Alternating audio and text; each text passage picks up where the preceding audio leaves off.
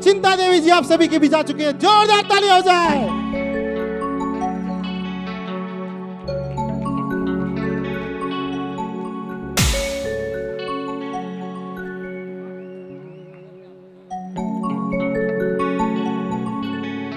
आप सभी के बीच इंतजार की घड़ियां समाप्त हुई। आ चुकी है चिंता देवी जी। जोरदार तालियां, दोनों हाथ उठा करके तालियों से स्वागत करें। दोनों हाथ उठा करके तालियों से स्वागत करें चिंता देवी जी का।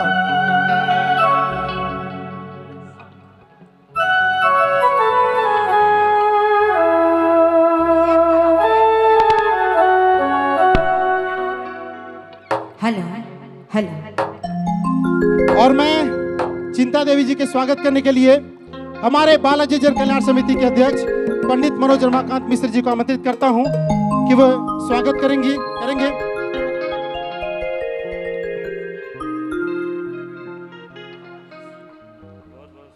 जोरदार तालियां हो जाए। और मैं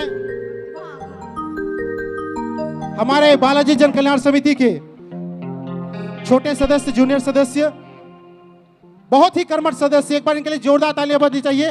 अनुभव सिंह जी से निवेदन करूंगा कि चिंता देवी जी का स्वागत करेंगे। अनुभव जी।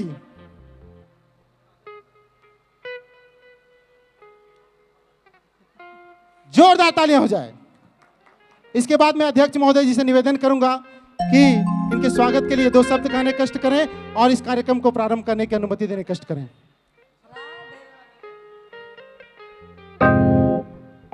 श्री जय बालाजी जन्माष्टमी पर्व के आप लोगों को बहुत बहुत शुभकामनाएं।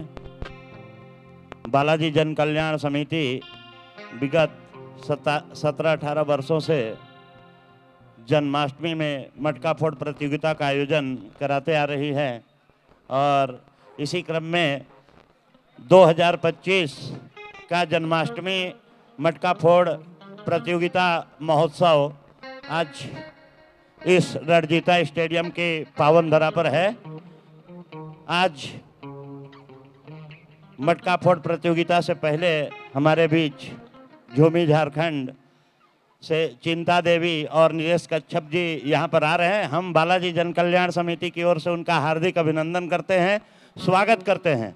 और ज़्यादा ना बोलते हुए आप लोगों को चिंता देवी जी का आवाज़ सुनना है, नीलेश कच्छप जी का आवाज़ सुनना है। मैं आप सभी को जन्माष्टमी की शुभकामनाएं देते हुए आप लोगों से अनुरोध करता हूं कि मटका फोड़ प्रतियोगिता कार्यक्रम में आप लोग यहां पर यूं ही बने रहें। आप लोगों का सहयोग, आप लोगों का प्यार इसी प्रकार से बालाजी जन कल्याण समिति को मिलता रहे। इसी के साथ सादर आप लोगों को धन्यवाद देते हुए मैं चिंता देवी को आमंत्रित करता हूँ कि यहाँ पर आकर अपना कार्यक्रम प्रस्तुत करें।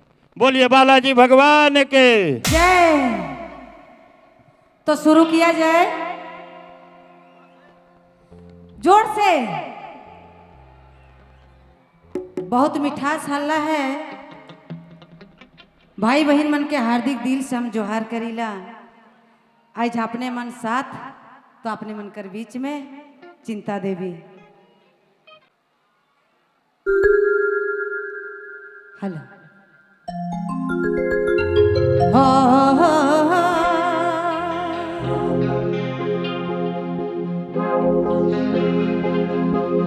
भादयाष्टमी भेल ही कृष्ण जनमले कहलो नहीं माने बलिहारी मोरारी भाई बसिया के दिल ठहकरी मोरारी भाई बसिया के दिल ठहकरी।